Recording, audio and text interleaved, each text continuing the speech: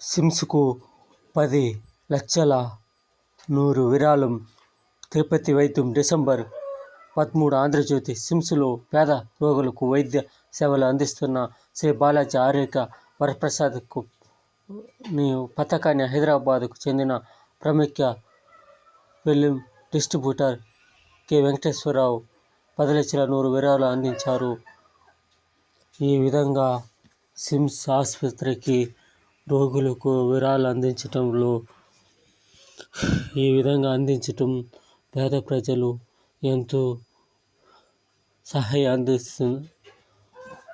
అందించటం ఎంతో గర్వకారణం, ఆనందకరం, సంతోషం. ఈ విధంగా అందరూ ముందుకు రావాలని కోరుకుంటాము.